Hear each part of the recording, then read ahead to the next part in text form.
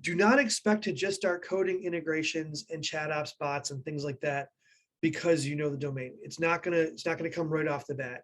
You will need to learn some coding skills and some integration skills first. That said, you know your systems. And as you get started, you'll want to stay within the parameters of your knowledge.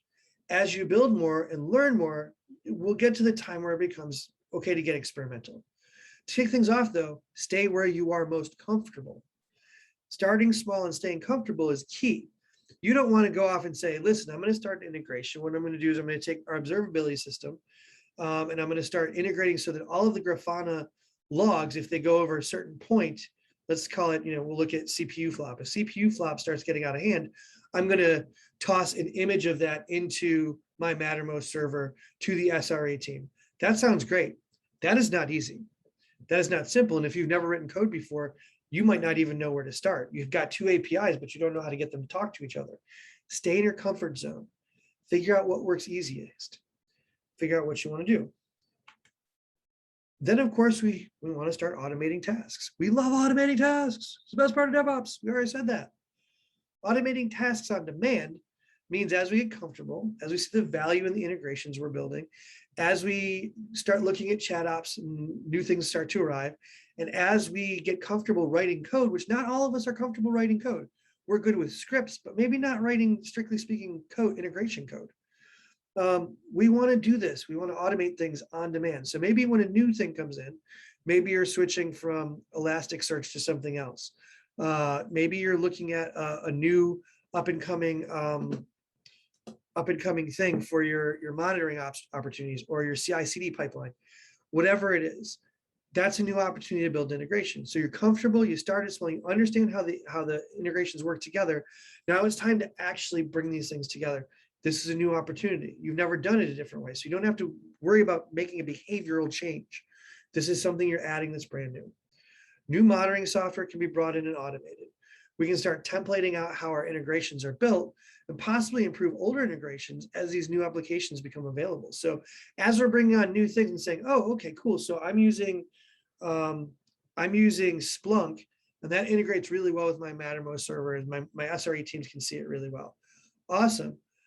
We just brought that in because we just started using Splunk. Awesome, cool. So now I'm going to look at like what we're doing. We're going to start using Travis CI to bring in our CI server. Oh, well, since that's brand new, I already know what I'm doing with Splunk, so I can start using that over and over again. Repeatable code. Automation is about repeatable code, repeatable ability to build things. One of the things you're going to want to remember as you're doing all this is chat ops is not just for DevOps. This isn't your whatever chat ops. When we're building the incident response manager, when we were building this for Mattermost, we had some folks in beta who realized this integration went far beyond their DevOps teams. It was great to build as a stand-up tool for the Scrum teams or to deal with asynchronous tasks that other teams need to perform. Automation made it possible to get buy-in from teams with no heavy lifting and allowed managers to keep track of activities. Communication is not just a DevOps issue, it's an everyone issue.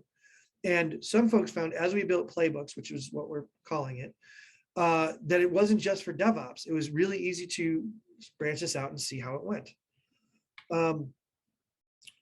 That said, without a guide, ChatOps isn't worth the code it's written in. Build a playbook. Incident response is where everything will come together. You'll either hit the wall or you'll hit a home run.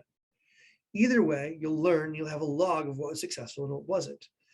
This learning is cyclical and it can't be understated. If you have a playbook, not only do you have a way to ensure that everything will work to the highest degree possible, you have a template to say, we understand what should happen or what we thought should happen, and we can adjust it. It's just like DevOps. It's a big infinity loop. Something happens, the playbook works, everything works well, it keeps flowing.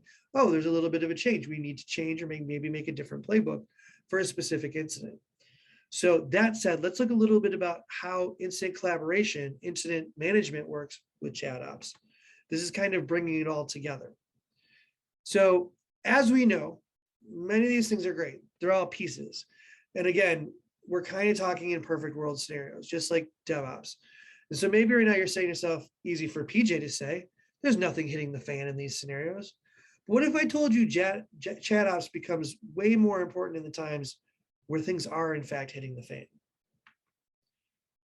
Incident collaboration includes best practices playbooks, developer tool integrations like Jira, Opsgenie, or whatever, and incident lifecycle management. Incidents such as service outages, cyber attacks, often require a collaborative response that involves multiple teams, as well as layers of stakeholders. These are time-sensitive events and could cost thousands of dollars for every minute they remain unresolved. Even if they cost thousands of cents or a couple of cents, you probably want to get it resolved because it's very important. Security incidents that are not immediately resolved jeopardize customer trust. And that's issued, like these are all reasons why you want to have a good incident collaboration plan. It's key. And I could go on about how these things work together, and there's lots of other people who understand. You understand that incident collaboration is necessary. We need to build these things. We need to create playbooks and make sure that, we have a team that understand how it goes on. There's going to be different best practices for each organization you work in. It's not universal. And that's why I'm kind of speaking in general terms when it comes to incident collaboration.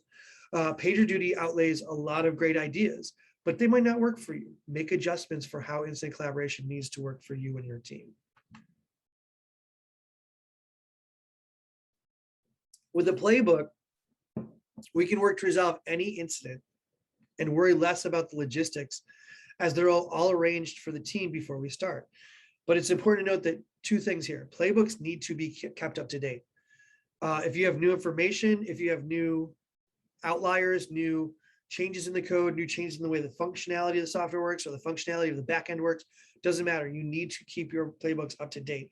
Everyone needs to know. And it's not just about the software. You also need to know who the players are, who's on the team. We'll talk about that in a little bit too. The idea behind incident collaboration is to be ready, not ready for anything, because as I said before, that can be an unrealistic expectation, but ready to respond when the unexpected inevitably happens. It's going to happen. You're going to have problems. Everyone does. It happens to every single team I've ever been on.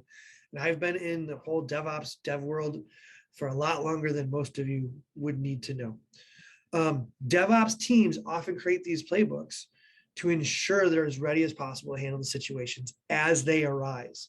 Not before. We prepare as much as we can, but not before. That's the key. We just have to be as ready as we possibly can. Be prepared. The key component here is communication. That's one thing we've been stressing the whole time. We want to make sure this is all based on having more than one person ready to go. This is why you really need a team to deal with incidents. ChatOps is a tool to facilitate both parts of that. Having a team ensures many things, like no one person will burn out, but it's also that there can be a balanced approach to incidents. It's important to have diversity of thought on the incident team as well, even while using a playbook to ensure singular execution. Excuse me. It's also important that everyone know, understand, and internalize their role. That can change from incident to incident. It doesn't necessarily mean that it has to be written in stone. If the CEO jumps in and starts laying down instructions or starts tweeting about it publicly, and these things aren't in the playbook, you need to have someone in charge who can actually pull them back and say, hey, CEO person, that's not for you to do. Please lay off. This is going to require some internal training, some internal communication. It's really important that everyone knows their responsibility and is willing to execute it. This takes a lot of humility, especially on the part of CEOs. They tend to get very uppity when you step on their toes. That said, you'll see that in big bold letters I have on this slide, no heroes.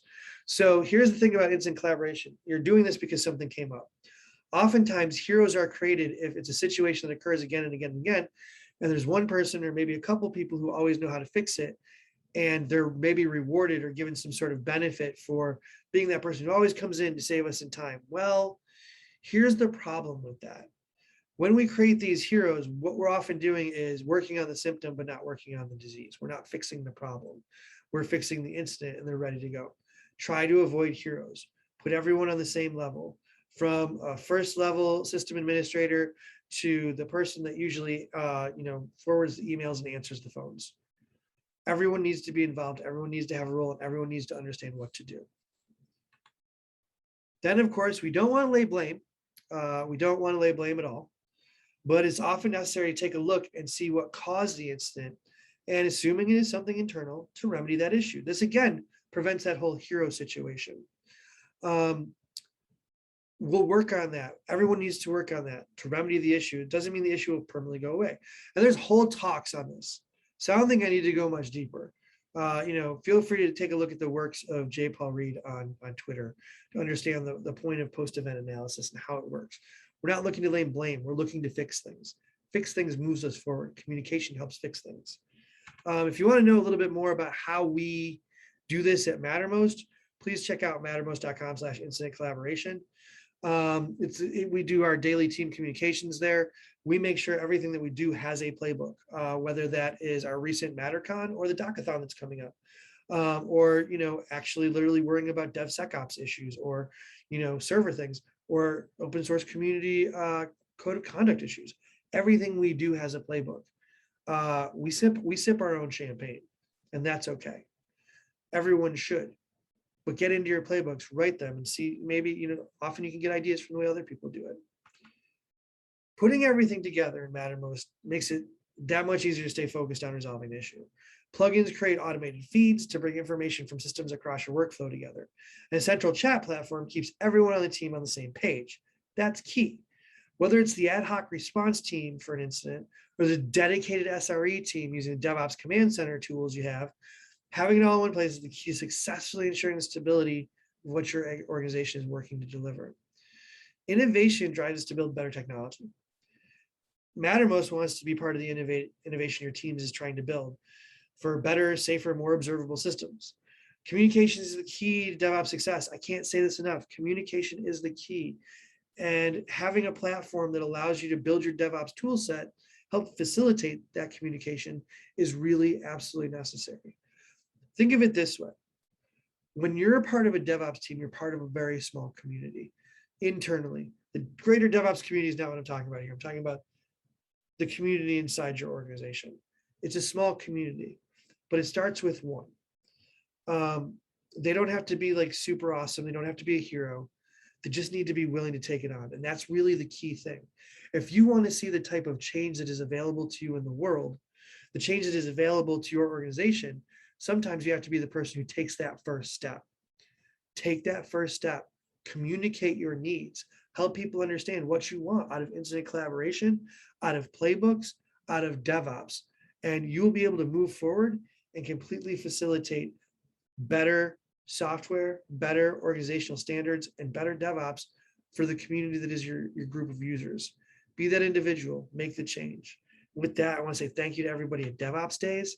Thank you for having me. If you have any questions about incident collaboration, any questions about ChatOps, any questions about Mattermost, any questions about what I do in my job, or if you just want to talk DevOps, feel free to grab me on Twitter.